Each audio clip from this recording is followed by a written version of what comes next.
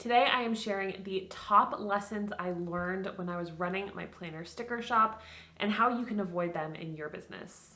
Hey guys, welcome back to Confessions of a Girl Boss. My name is Chrissy and I help struggling and aspiring planner shop owners run shops that not only get seen, but also make money, because that is important. And if you know anything about my history, you know that I ran a physical planner sticker shop for just about 4 years, a little bit over 4 years. And I was kind of thrown into it. I had no plans to start a business. I had no plans to make it a full-time business, let alone a six-figure business. And I made a lot of mistakes along the way. I'm not perfect. I will admit I made a lot of mistakes along the way, but I also learned a lot of lessons. So today I'm going to be sharing with you my top 3 lessons that I learned whilst running my shop and how you can avoid them in your business as well. Before I jump into the meat of this video, if you haven't already, make sure you click the subscribe button down below. I post new videos every week all about turning your passion into your business. Okay, so the first lesson I learned whilst running my planner shop was to start as you mean to go on. And this is something that I'm really taking to heart and I'm really trying to implement with this new business that I am starting with Confessions of a Girl Boss. And what I mean by this is when you're first starting out a business, you feel like you kind of need to be like doing 500% of what is expected of you. So you're supposed to be like working constantly, creating new designs, showing up on social media constantly, and overworking yourself to the bone. And the problem with this is that yes, while it might get you further faster because you're showing up, you're creating more and all of that stuff, is that if you're starting your business with this routine and with this system, it's going to be really, really hard to step out of it and to create a system that's kind of more slowed down, more balanced, and something that you actually want to sustain throughout the lifetime of your business. So something that I really take to heart with this business is that overworking yourself and that hustle culture is really glorified and it's almost like expected and you're almost like praised if you're like living that hustle life, but it's just not sustainable and it's not healthy and it's just personally not something that I want with my business. So what can you do instead from the beginning of your business, especially in the planner world where everything moves so fast? What can you do instead to kind of combat this? So my first tip would be to create a schedule for yourself. So when you're first starting out, you might feel like you need to be posting new releases every week, whether it's to keep up with art that's being released or if it's just to build the products that you have on your shop, but this is absolutely not the case. So set a schedule for yourself that allows you to, yes, release new products to your customers, but also allows you to do all of the other stuff that goes into building a business. So whether it's social media, customer service, engaging with the community to bring awareness to your brand, finances, admin stuff, there's a lot that goes into building a business besides just creating pretty stickers. So make sure you're taking all of that into account from day one and not setting yourself up for these like all-nighters designing and getting the releases posted because you've committed to this weekly new releases schedule. So just make sure you have that down from day one.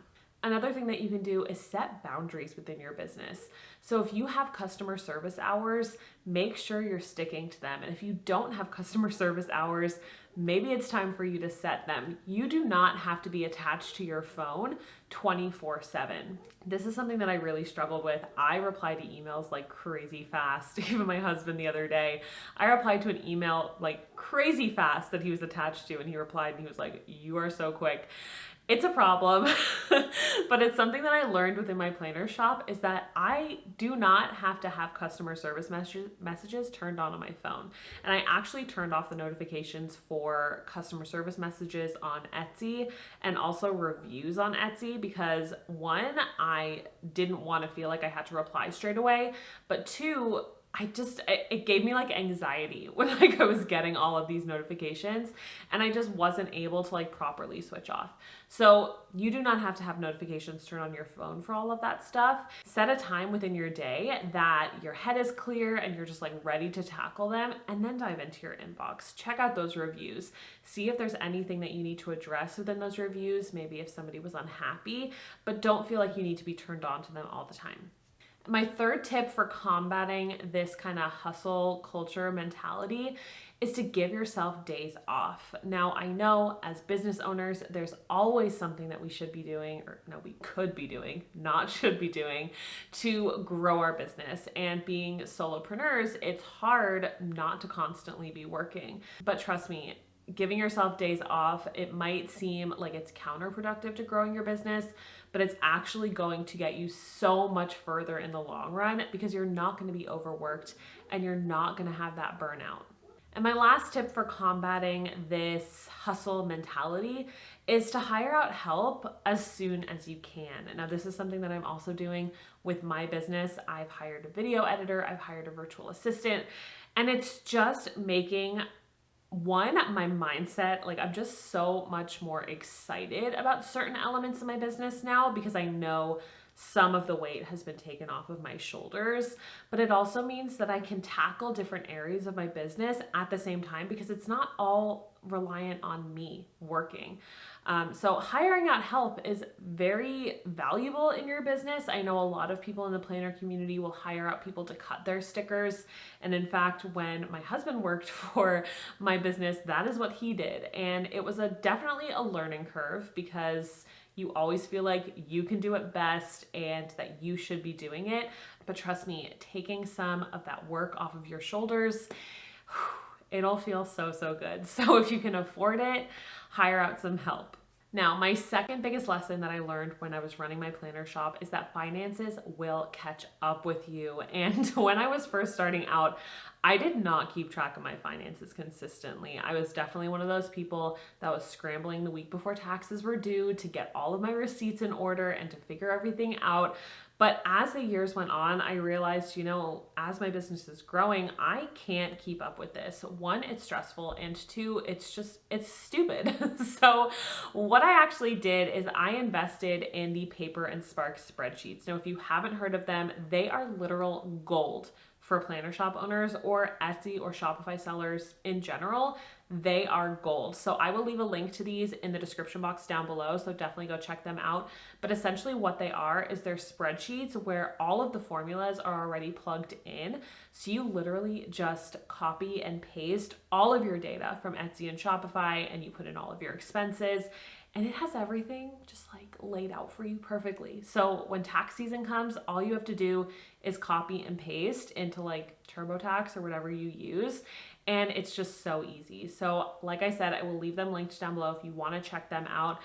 Having your finances in order and doing it kind of monthly, weekly, however often you feel like you need to do them will save you so much stress in the long run, I'm telling you.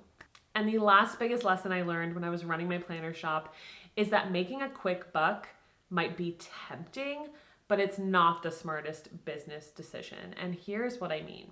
So sometimes within the months when I was having a slow month, I would panic because before I did a lot of my mindset work, I didn't realize that like slow months were normal and they were going to come and it was fine. And there was other things that I could do to help like kind of grow my shop and make sure I could bounce back from those slow months.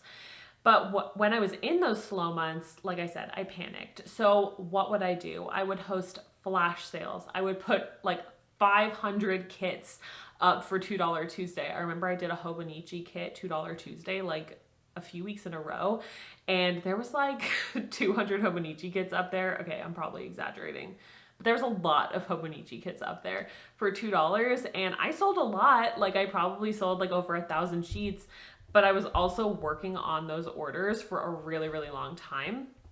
So it actually wasn't very strategic in the long run. And this goes back to one, making sure that you're actually running a profit in your business. So making sure that you are not pricing your products too low. And I feel like $2 Tuesday, you're pricing your products too low. I'm just going to put that out there. You're pricing your products too low. You're basically not paying yourself if you're doing $2 Tuesdays all the time and kind of relying on them. But it also goes back to the whole hustle culture and overworking yourself. So when you're running a $2 Tuesday promotion like that and you're killing it, like I said, I would sell over 1,000 sheets. It's taking you so long of constantly working on orders before you can even like put your brain and put your energy into another aspect of your business. So yes, you're making a quick buck, but you're losing all of this time that you could be working on your business to create long-term growth rather than that quick buck.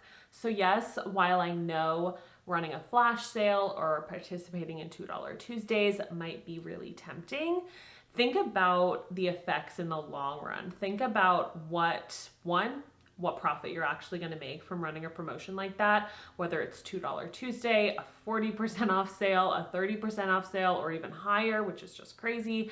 Think about the effects that is going to have on your finances. And also too, if you do kill it and you make all of this money, is it going to mean that you can't make any money next week, or that you can't work on something that is going to bring you more long-term growth and income in the future?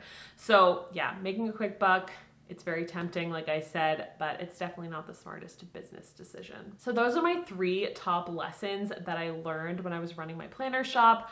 I would love to know, what is the biggest lesson that you have learned since opening your shop?